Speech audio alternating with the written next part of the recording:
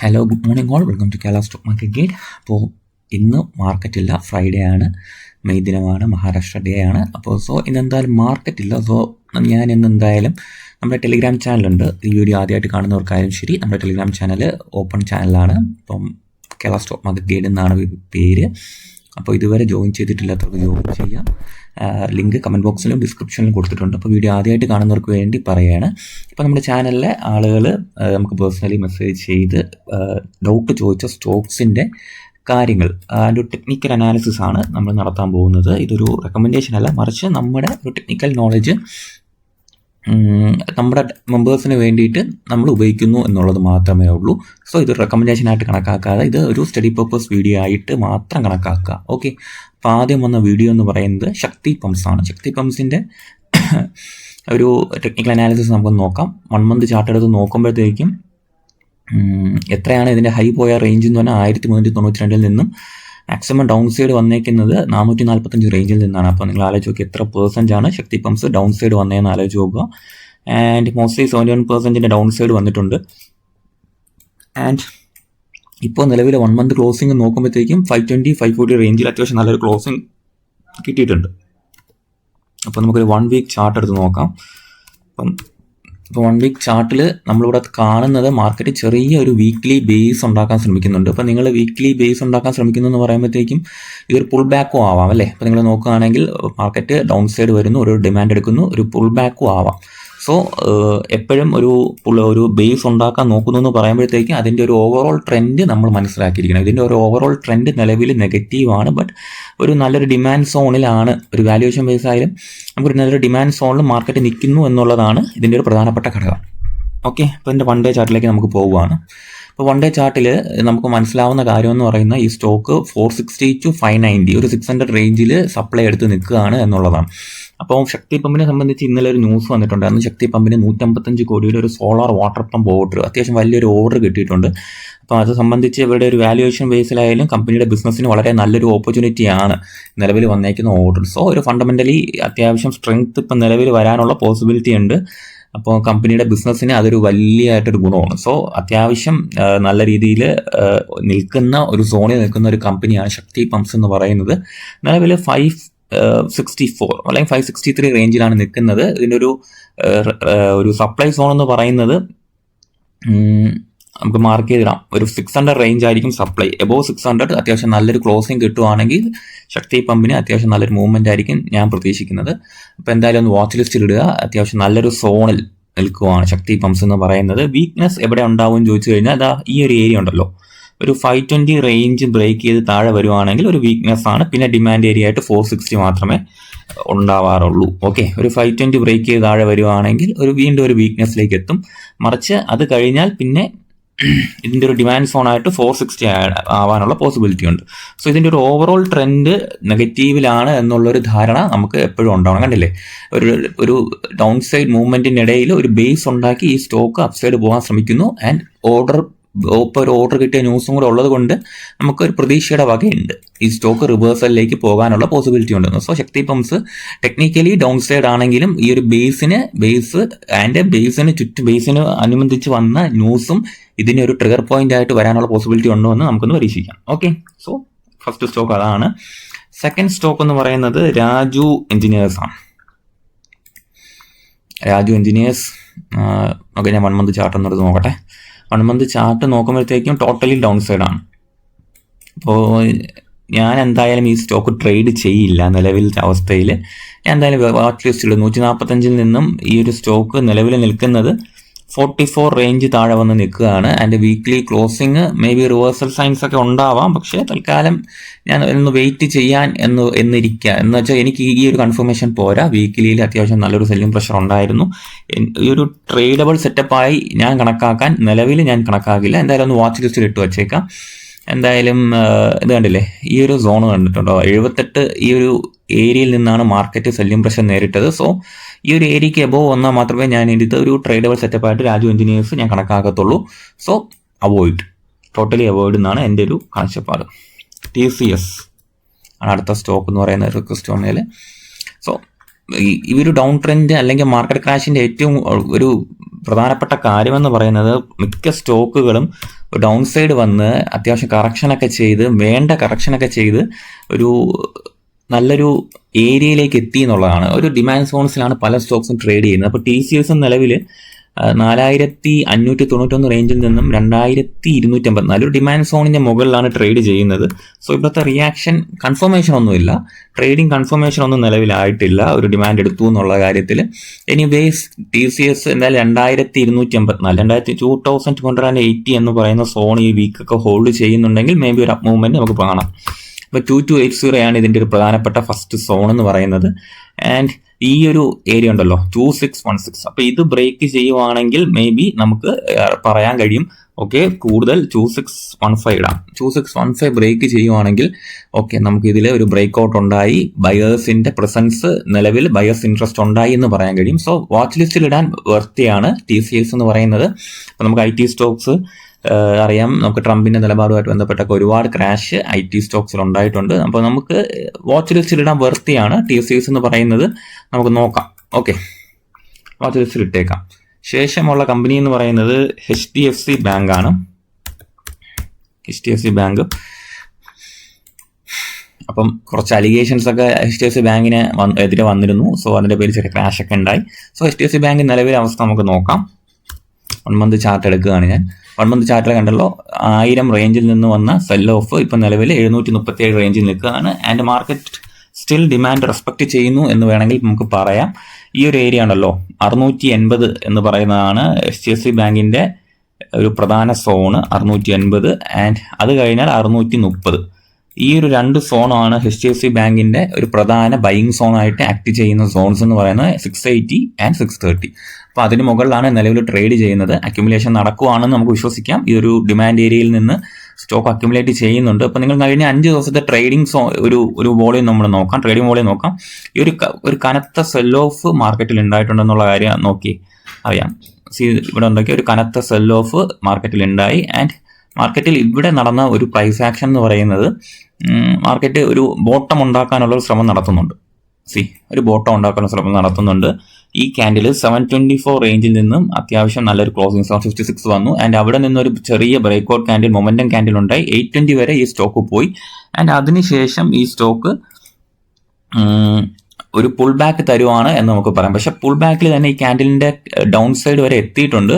അപ്പോൾ എന്തായാലും ഞാൻ HDFC ബാങ്ക് വാച്ച് ലിസ്റ്റിൽ ഇട്ടേക്കാണ്. ഇതിന്റെ ഈ ഒരു 753 to 740 ഈ റേഞ്ച് ബ്രേക്ക് ചെയ്തില്ലെങ്കിൽ നമുക്ക് വാച്ച് ലിസ്റ്റിലിട്ട് ഞാൻ വാച്ച് ചെയ്യും.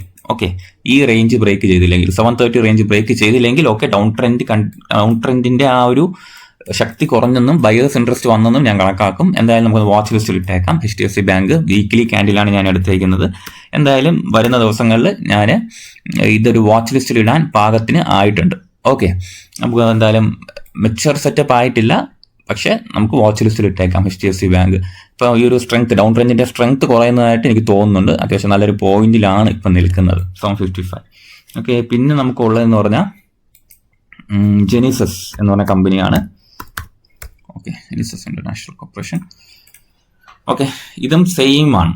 നമുക്കിപ്പം ഒരു ഡൗൺ ട്രെൻഡിൽ നിന്ന് ഈ സ്റ്റോക്ക് വന്നേക്കുവാണ്. എല്ലാ സ്റ്റോക്കിന്റെയും പ്രത്യേകത ഇപ്പൊ ഇതാണ്. ഒരു ഡൗൺ ട്രെൻഡിൽ നിന്ന് റിവേഴ്സൽ എടുക്കാനുള്ള ഒരു ശ്രമം പല കമ്പനികളും നടത്തിക്കൊണ്ടിരിക്കുന്നു എന്നുള്ളതാണ്. 1052 റേഞ്ചിൽ നിന്ന് മോസ്റ്റ്ലി ഒരു 80% മൂവ്മെന്റ് ഓൾറെഡി ഡൗൺ സൈഡ് വന്നു കഴിഞ്ഞു ജെനിസസ് ഇന്റർനാഷണൽ എന്ന് പറയുന്നത്. ആൻഡ് ഇവിടെ ചെറിയൊരു സപ്പോർട്ട് എടുക്കാനായിട്ടുള്ള ശ്രമം നടക്കുകയാണ്. ഓക്കെ ആൻഡ് 1 ഡേ ചാർട്ടിൽ ഞാൻ കുറച്ചുകൂടെ സ്പെസിഫിക്കലി കാണിച്ചു തരാം. 1 ഡേ ചാർട്ട് നമുക്ക് നോക്കാം. 200 റേഞ്ചിലാണ് ഈ സ്റ്റോക്ക് സപ്പോർട്ട് എടുത്തിരിക്കുന്നത്. നിങ്ങൾ നോക്കുകയാണെങ്കിൽ അറിയാം 200 റേഞ്ചാണ് ഇതിന്റെ ഒരു ബേസ് ഏരിയ ആയിട്ട് എടുക്കുന്നത്. 200 റേഞ്ചിൽ നിന്നും ഈ സ്റ്റോക്ക് പ്രൈസ് ആക്ഷൻ നോക്കുകയാണെങ്കിൽ സ്ലോലി ഹയർ ഹൈ തരാനുള്ള അറ്റംപ്റ്റ് നടത്തുന്നു. And 280 to 289 290 range. ഓക്കെ 290 റേഞ്ചിൽ സപ്ലൈ എടുക്കുന്നതായിട്ട് നമുക്കിവിടെ മനസ്സിലാവുന്നുണ്ട്. 290 ഈസ് സപ്ലൈ. ഓക്കെ ഇപ്പൊ 290 ബ്രേക്ക് ചെയ്ത് ഒരു 350 റേഞ്ച് ബ്രേക്ക് ചെയ്താൽ ഹയർ ഹൈ ആയി. ഓക്കെ ഇന്നൊരു ഹയർ ഹൈ തരണമെങ്കിൽ ഈ ഒരു റേഞ്ച് ബ്രേക്ക് ചെയ്യണം. എന്നാൽ മാത്രമേ ഈ സ്റ്റോക്കിന്റെ ഡൗൺ ട്രെൻഡിൽ വന്നൊരു സ്റ്റോക്കാണ്. മോസ്റ്റ്ലി 80% ഡൗൺ ട്രെൻഡ് വന്ന സ്റ്റോക്ക് ഒരു ഹയർ ഹൈ കണ്ടതിന് ശേഷം നമ്മൾ ഒരു നല്ലൊരു ഡിമാൻഡ് സോണിൽ നിന്ന് ട്രേഡ് എടുക്കുന്നതായിരിക്കും ബെറ്റർ. അപ്പം റിസ്കിയാണ് ഇങ്ങനത്തെ സ്റ്റോക്കുകൾ ട്രേഡ് എടുക്കുക എന്ന് പറയുന്നത് റിസ്കിയാണ്. എന്തായാലും 290 ഒരു സപ്ലൈ ആണ്. അപ്പം സപ്ലൈ ബ്രേക്ക് ചെയ്ത് ഒരു 350 ബ്രേക്ക് ചെയ്യാനുള്ള അറ്റംപ്റ്റ് നടത്തിയതിന് ശേഷം മാത്രമേ ഞാൻ ഈ സ്റ്റോക്ക് കൺസിഡർ ചെയ്യത്തുള്ളൂ. അപ്പോൾ എന്തായാലും നിങ്ങൾ വാച്ച് ലിസ്റ്റിലിട്ട് പഠിക്കാൻ ശ്രമിക്കുക. അതിലുള്ള പ്രൈസ് ആക്ഷൻ നിലവിലെ അവസ്ഥയിലുണ്ട്. But 290 is proper supply. എൻ്റെ 290 സപ്ലൈ ബ്രേക്ക് ചെയ്യാനുള്ള അറ്റംപ്റ്റ് ഉണ്ട്. നിങ്ങൾ ഇവിടെ നോക്കുകയാണെങ്കിൽ ഇവിടുത്തെ ക്യാൻഡിൽ റെസിസ്റ്റൻസ് ഏരിയയിൽ ഈ ഒരു ക്യാൻഡിൽ എന്താ പറയുക, ഈ ലോ ബ്രേക്ക് ചെയ്യാതെ 258 ബ്രേക്ക് ചെയ്യാതെ ഹോൾഡ് ചെയ്യാനുള്ള അറ്റംപ്റ്റ് നടത്തുന്നത് തന്നെ ഹെൽത്തി ആണെന്നാണ് എൻ്റെ ഒരു അഭിപ്രായം. ഓക്കെ, ശേഷം FDC എന്ന് പറഞ്ഞ കമ്പനി ഞാൻ നോക്കിയപ്പോൾ അത്യാവശ്യം നന്നായിട്ട് തോന്നി.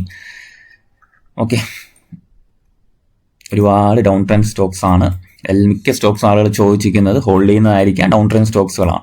ഓക്കെ, FDC ഒരു ഡിമാൻഡ് സോണിൽ നിന്നും റിയാക്ട് ചെയ്ത സോണാണ്. 340 റേഞ്ചിൽ നിന്നും ഈ സ്റ്റോക്ക് അത്യാവശ്യം നല്ല രീതിയിൽ ഡിമാൻഡ് എടുത്തിരിക്കുന്നു. FDC 1 മന്ത് ചാർട്ട് നോക്കുമ്പോഴത്തേക്കും 1 വീക്ക് ചാർട്ട് നോക്കുമ്പോഴത്തേക്കും ഡിമാൻഡ് എടുത്തിരിക്കുന്നു. ഒരു ട്രെൻഡ് ലൈൻ ബ്രേക്ക് ഔട്ട് ഉണ്ട്. ആൻഡ് സിംപ്ലി നമുക്ക് നോക്കാം. ഇപ്പം ഈ FDC എന്ന് പറഞ്ഞ സ്റ്റോക്കിന് സ്ട്രെങ്ത് ഉണ്ടെങ്കിൽ ചെയ്യാൻ പോസിബിലിറ്റി ഉള്ള ഒരു സാധനം ഞാൻ പറയാം. FDC ഇപ്പം ടോട്ടലി ഇപ്പോൾ ഒരു ഡൗൺ ട്രെൻഡിൽ നിന്നും സ്ട്രെങ്ത് ഉണ്ടെങ്കിൽ 370 അല്ലെങ്കിൽ 380 റേഞ്ച് ബ്രേക്ക് ചെയ്യണം. ഓക്കെ, ഇതിൻ്റെ ഒരു ഡൗൺ ട്രെൻഡ് അവസാനിച്ചു എന്ന് പറയണം എന്നുണ്ടെങ്കിൽ എൻ്റെ ഒരു കൺസെപ്റ്റ് പ്രകാരം 380 ബ്രേക്ക് ചെയ്ത് സ്ട്രോങ് ഒരു ഗ്രീൻ ക്യാൻഡിൽ ക്ലോസിംഗ് ഇവിടെ കിട്ടിയ ഓക്കെ, ഇവിടെ ഒരു ഗ്രീൻ ക്യാൻഡിൽ ക്ലോസിംഗ് വന്നു കഴിഞ്ഞാൽ ഞാൻ പറയും ഓക്കെ, ഇതൊരു നല്ല ഡൗൺ ട്രെൻഡ് അവസാനിപ്പിച്ചു എന്നുള്ള ഒരു രീതിയിലേക്ക് ഞാൻ മാറും. കാര്യം ഒരു പ്രധാനപ്പെട്ട സപ്ലൈ സോണ് ബ്രേക്ക് ചെയ്തു എന്നുള്ളത് നമുക്ക് പറയാം. 380 ബ്രേക്ക് ചെയ്ത് കഴിഞ്ഞാൽ ഇത്രയും നല്ലൊരു സപ്പോർട്ടായി എന്ന് ഞാൻ പറയാം.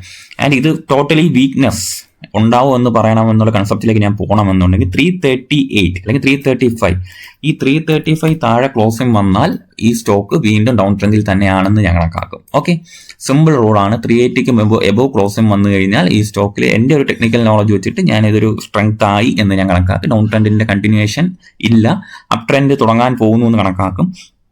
മറിച്ച് 335 ബ്രേക്ക് ചെയ്യുകയാണെങ്കിൽ ഒരു ഡൗൺ ട്രെൻഡ് കണ്ടിന്യൂവേഷൻ ആണ് എന്ന് തന്നെ ഞാൻ കണ്ടിന്യൂ ചെയ്യും. ഓക്കെ, പിന്നെ നമുക്ക് ഉള്ള ഒരു സ്റ്റോക്ക് എന്ന് പറയുന്നത് വെസ്റ്റ് ലൈഫ് ആണ്. വെസ്റ്റ് ലൈഫും നമുക്ക് ഡൗൺ ട്രെൻഡ് വന്ന സ്റ്റോക്കാണ്. ഓക്കെ, വെസ്റ്റ് ലൈഫ് നിങ്ങൾ നോക്കിയോ, മോസ്റ്റ്ലി ഓൾ സ്റ്റോക്സ് നിങ്ങൾ എടുത്ത് നോക്കിയാൽ സിമിലർ പാറ്റേൺ ആണ്. ഡൗൺ ട്രെൻഡ് കണ്ടിന്യൂവേഷൻ ആൻഡ് ഒരു ഡിമാൻഡ് ആൻഡ് സോൺ. ഇവിടെ നമ്മൾ നോക്കുകയാണെങ്കിൽ എനിക്ക് വെസ്റ്റ് ലൈഫ് കുറച്ചുകൂടെ ഇഷ്ടപ്പെട്ടിട്ടുണ്ട്. വെസ്റ്റ് ലൈഫ് ശ്രമിക്കുന്നത് വളരെ കൺജസ്റ്റഡ് ആയിട്ടുള്ള ഒരു സോൺസിൽ ട്രേഡ് ചെയ്യുകയാണ്. ഡൗൺ ട്രെൻഡിൽ വന്ന് 390 എബോവ് സപ്പോർട്ട് എടുത്ത ശേഷം വെസ്റ്റ് ലൈഫ് ചെയ്യുന്ന കാര്യം എന്ന് പറയുന്നത് നിങ്ങൾ നോക്കിയ 497 റേഞ്ചിൽ ഈ സ്റ്റോക്ക് ഒരു സപ്ലൈ എടുക്കുകയാണ്. കണ്ടില്ലേ, ഒരു കൺജസ്റ്റഡ് സോൺസിൽ ട്രേഡ് ചെയ്യുകയാണ്.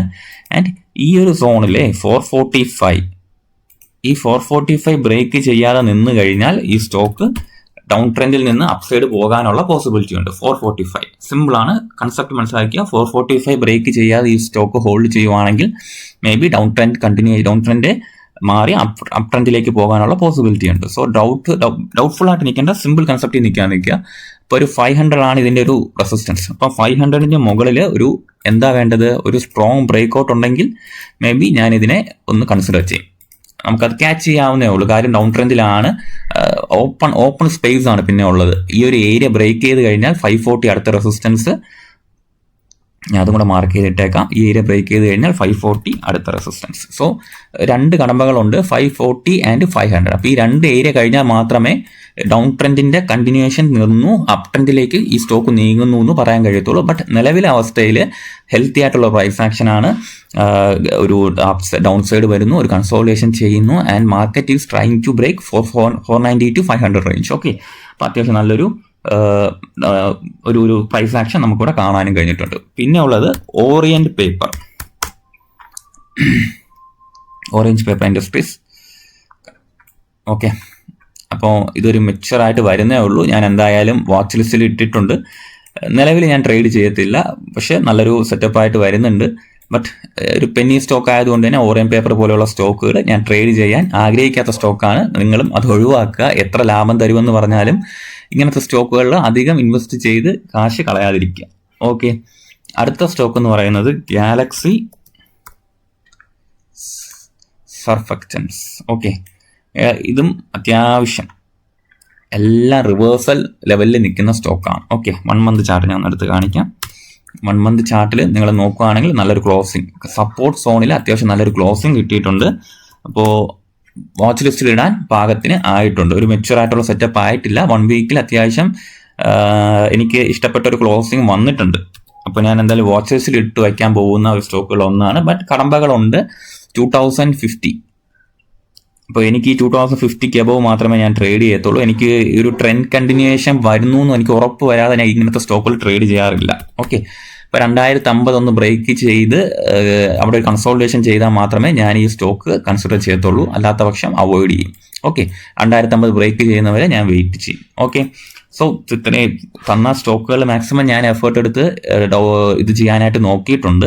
അപ്പോൾ ഇനി നിങ്ങൾക്ക് എന്തെങ്കിലും ഡൗട്ട്സ് ഉണ്ടെങ്കിൽ നിങ്ങൾക്ക് അത് മെസ്സേജ് ചെയ്തിടാം. എന്നെ കൊണ്ട് കഴിയുന്ന രീതിയിൽ ഞാൻ എല്ലാവരെയും ഹെൽപ്പ് ചെയ്യാൻ ശ്രമിക്കുന്നതായിരിക്കും. നമ്മുടെ ടെലിഗ്രാം ചാനൽ ആക്റ്റീവാണ്. അതിൻ്റെ എനിക്ക് നിങ്ങൾക്ക് പേഴ്സണലി എനിക്ക് മെസ്സേജ് ചെയ്യാം.